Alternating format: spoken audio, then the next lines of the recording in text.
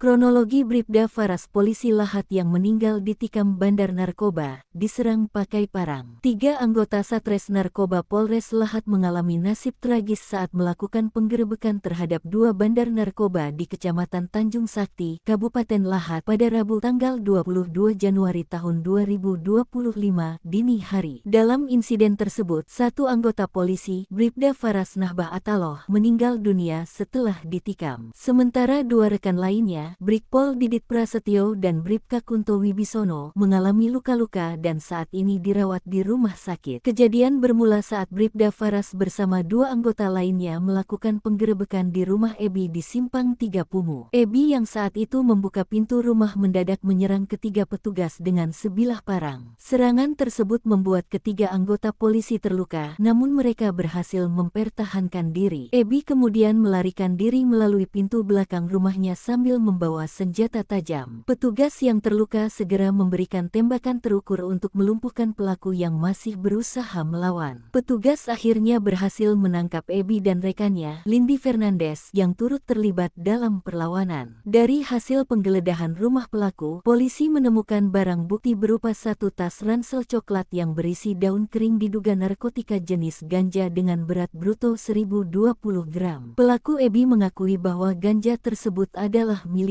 Kedua pelaku dan barang bukti tersebut dibawa ke Satres Narkoba Polres Lahat untuk pemeriksaan lebih lanjut. Sementara itu, Bribda Faras Nahbah Ataloh yang terluka parah akibat penyerangan tersebut akhirnya menghembuskan nafas terakhir di rumah sakit. Polisi kemudian melanjutkan penggeledahan di rumah Ebi dan menemukan barang bukti berupa 1,2 kg ganja kering yang siap edar. Bribda Faras mengalami luka tusuk bersama kedua rekannya di lokasi kejadian. Bribda Faras Nahbah Ataloh sempat dibawa ke rumah sakit sebelum akhirnya dinyatakan meninggal dunia. Upacara pelepasan jenazah tersebut dipimpin langsung oleh Wakapolres Lahat, Kompol Isyandi Saputra, didampingi oleh Perwira Upacara Kabak SDM Polres Lahat Kompol Sutrisman, serta Komandan Upacara Ibda Noprianto. Upacara yang diikuti oleh seluruh personel Polres Lahat dan Bayangkari Polres Lahat ini berlangsung hikmat. Jenazahnya telah dibawa ke rumah duka Palembang dan dimakamkan di TPU Kebun Bunga Palembang, Rabu tanggal 22 Januari tahun 2025. Kapolres Lahat, AKBP Gatparlarso Sinsitor Sinaga, membenarkan kejadian tersebut dan menyatakan bahwa Faras meninggal dunia setelah diserang oleh pelaku yang melakukan perlawanan saat penggerebekan. 2 pelaku, Ebi dan rekannya Lindy Fernandes, yang terlibat dalam perlawanan terhadap petugas, telah diamankan dan saat ini tengah menjalani pemeriksaan lebih lanjut di Polres Lahat.